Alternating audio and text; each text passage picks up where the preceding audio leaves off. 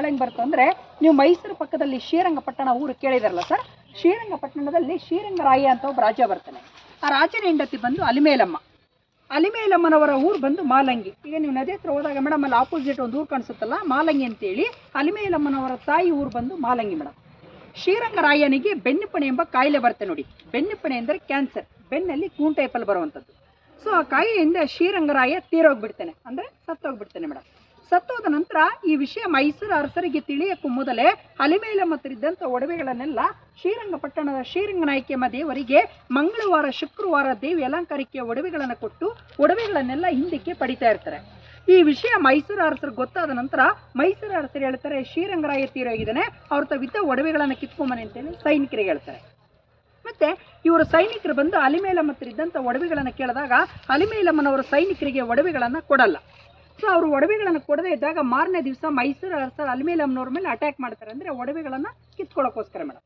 ಆವಾಗ ರಾಣಿ ಮೈಸೂರು ಅರಸನ ಮೇಲೆ ಅಟ್ಯಾಕ್ ಮಾಡ್ತಾ ಇದ್ದಾರೆ ಅಂತೇಳಿ ರಾಣಿ 3 ಶಾಪ ಹಾಕುವಂಥದ್ದು. ಮೊದಲನೇ ಶಾಪ ಬಂದು ತಲಾಕಾಡು ಮರಳಾಗಲಿ, ಅಂದರೆ ಈ ಏರಿಯಾ ಮರಳಲ್ಲಿ ಮುಚ್ಚಲಿಕ್ಕೆ ಕಾರಣ ಏನಂದರೆ ಮೈಸೂರಿಂದ ಮಾಲಂಗಿಗೆ ಹೋಗ್ಬೇಕಂದ್ರೆ ನಾವು ತಲಾಕಾಡು ಮಾರ್ಗವಾಗಿಯೇ ಹೋಗಬೇಕು.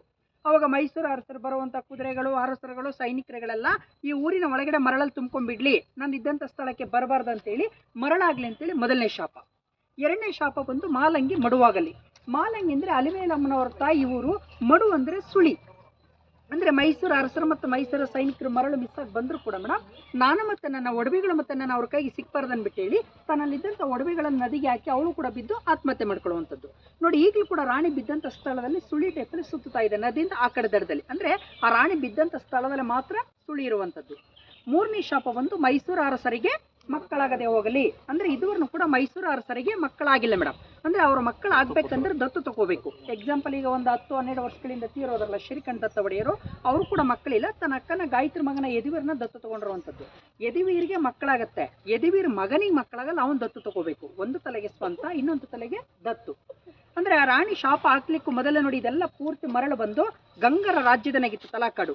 ರಾಣಿ ಶಾಪ ಹಾಕಿದ ಮೇಲೆ ಒಂದು ರಾಜ್ಯದ ನಿನ್ನ ಮರಳಲ್ಲಿ ಮುಚ್ಚಿದೆ. ಶಿವಲಿಂಗ, ದೇವಸ್ಥಾನಗಳು, ಅರಮನೆಗಳು, ಮನೆಗಳ ಮೇಲೆ ಮರಳಲ್ಲಿ ನಾವು ನಡೆದು ಬಂದಿರುವಂಥದ್ದು.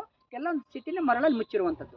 ಮತ್ತು ಇದನ್ನು ಕೆಲವು ಜನ ಹೇಳುವಂಥದ್ದು ಮತ್ತು ಸೈಂಟಿಫಿಕ್ ರೀಸನ್ ಏನಂದರೆ ಮರಳು ಶಾಪದಿಂದ ಬಂದಿರುವಂಥದ್ದೆಲ್ಲ ನದಿ ತಂದುಬಿಟ್ರೆ ಮರಳು ಅಂತ ಹೇಳ್ತಾರೆ ಮೇಡಮ್. ಸೊ ಇದು ನದಿ ಮರಳಿಗೆ ಈ ಮರಳಿನ ಭಾಳ ವ್ಯತ್ಯಾಸ ಇದೆ ನೋಡಿ ಸರ್. ನದಿ ಮರಳಲ್ಲಿ ದಪ್ಪ ದಪ್ಪ ಕಲ್ಲು ಬರುತ್ತೆ, ಕಪ್ಪೆ ಚಿಪ್ಪು ಇರುತ್ತೆ, ಮನೆ ಕಟ್ಟಡ ಯೂಸ್ ಆಗುತ್ತೆ. ಇದು ಮನೆ ಕಟ್ಟಡ ಬರಲ್ಲ. ಇದೇನಿದ್ರೆ ಪಿಂಗಾಣಿ, ಗ್ಲಾಸ್, ಸಿಲಿಕಾ, ಎಲೆಕ್ಟ್ರಾನ್ ಬಲ್ಪ್ ಬರುತ್ತಲ್ಲ ಮೇಡಮ್, ಅದಕ್ಕೆ ಮಾತ್ರ ಯೂಸ್ ಆಗುತ್ತೆ ನೋಡಿ. 1250 ಎಕರೆ ಮರಳಿದೆ. ಈ ಮರಳು ಸುತ್ತಲೂ ಕೂಡ ಕಾವೇರಿ ನದಿ ಬರುತ್ತೆ ಮೇಡಮ್. ಸುತ್ತಲೂ ಕೂಡ ನೀರಿದೆ, ಮಧ್ಯದಲ್ಲಿ ಮರಳು ಬರುವಂಥದ್ದು. ಅಲಿಮೇಲಮ್ಮ ರಾಣಿ ಶಾಪ ಹಾಕ್ಲಿಕ್ಕೆ ಮೊದಲು ಆಪೋಸಿಟ್ ಊರು ಕಾಣಿಸ್ತಾ ಇದೆಯಲ್ಲ, ಹಿಂದೆ ಅದು ಕಾಡಾಗಿತ್ತು, ಇದು ಊರಾಗಿತ್ತು. ಶಾಪ ಹಾಕಿದ ಮೇಲೆ ಕಾಡು ಊರಾಗಿದೆ, ಊರು ಕಾಡಾಗಿದೆ. ಒಂದು ಊರಿನ ಮೇಲೆ ಮರಳಲ್ಲಿ ನಾವು ನಡೆದು ಬಂದಿರುವಂಥದ್ದು. ಮತ್ತು ಇಲ್ಲೂ ಕೂಡ ಡಿಪಾರ್ಟ್ಮೆಂಟ್ ಅವರು ಮರಳನ್ನೆಲ್ಲ ತೆಗಿಸಬೇಕಾದಾಗ ಹಿಂದೆ ರಾಜರುಗಳು ಉಪಯೋಗಿಸಿದಂಥ ಮನೆಗಳು, ಮಡಿಕೆಗಳು, ಗೋಲ್ಡ್ ಕಾಯಿನು, ಬೆಳ್ಳಿ ಕಾಯಿನು, ಬಾವಿ, ಒಡವೆಗಳೆಲ್ಲ ಕೆಳಗಡೆ ಸಿಕ್ಕಿದೆ. ಒಂದು 30-40 ಅಡಿ ತನಕ ಕೆಳಗಡೆ ಮರಳನ್ನು ತೆಗೆದ್ರೆ ಏನೇನು ಕವರ್ ಆಗಿದೆಲ್ಲ ಸಿಗುವಂಥದ್ದು. ಮತ್ತು ನಾವು ಇಲ್ಲಿ ಕೆಳಗಡೆ ನೋಡುವಂಥ ದೇವಸ್ಥಾನ ವೀರಭದ್ರೇಶ್ವರ ಅಂತೇಳಿ, ಶಿವನ ಮಗನು ಕೂಡ ವೀರಭದ್ರ. ಶಿವನ ಮಕ್ಕಳು 4 ಜನ. ಫಸ್ಟ್ನೇನು ವೀರಭದ್ರ, ಎರಡನೇನು ಗಣೇಶ, ಮೂರನೇನು ಸುಬ್ರಹ್ಮಣ್ಯ, 4ನೇನು ಹರಿಹರ ಪುತ್ರ ಅಯ್ಯಪ್ಪ ಸ್ವಾಮಿ ಕೇರಳದಲ್ಲಿ. ವೀರಭದ್ರ ಬಂದು ಶಿವನ ಮಗನು ಕೂಡ ವೀರಭದ್ರ. ದಕ್ಷ ಬ್ರಹ್ಮನ ಸಂಹಾರ ಮಾಡೋಕ್ಕೋಸ್ಕರ ಶಿವನ ಜಡೆಯಿಂದ ಹುಟ್ಟಿರುವಂಥ ದೇವರು ವೀರಭದ್ರೇಶ್ವರ. ಮತ್ತು ಆ ದೇವಸ್ಥಾನ ಮುಂಭಾಗದಲ್ಲಿ ತಲ ಮತ್ತು ಕಾಡ ಅಂತ ಹೇಳ್ಬಿಟ್ಟು ಬೇಟೆಗಾರಿದ್ದಾರೆ. ನಿಮಗೆ ಸ್ಟೋರಿ ಹೇಳಿದ್ನಲ್ಲ ಮೇಡಮ್, ಅಂದರೆ ಲಿಂಗಕ್ಕೆ ಔಷಧಿ ಹಾಕಿದ್ದಕ್ಕೆ ಶಿವ ವರ ಕೊಟ್ಟು ಊರಿಗೆ ತಲಾಕಾಡ ಅಂತೇಳಿ ಹೆಸರಾಯಿತು. ಲಿಂಗನ ಕಟ್ ಮಾಡಿದ್ದಕ್ಕೆ ಅವರಿಬ್ಬರಲ್ಲಿ ಮುಂಭಾಗದಲ್ಲಿ ಕಲ್ಲಾಗಿರುವಂಥದ್ದು. ಅವರಿಬ್ಬರಿಗೆ ಶಿವ ವರನು ಕೊಟ್ಟಿದ್ದಾನೆ ಮತ್ತು ಶಾಪನ ಕೊಟ್ಟಿರುವಂಥದ್ದು. ಹಾಗೆ ದರ್ಶನ ಮಾಡ್ಕೊಂಡು ಮೈನ್ ಗುಡಿ ವೈದೇಶ್ವರ ಇದೆ, ಹಾಗೆ ಹೋಗಿ ಬನ್ನಿ.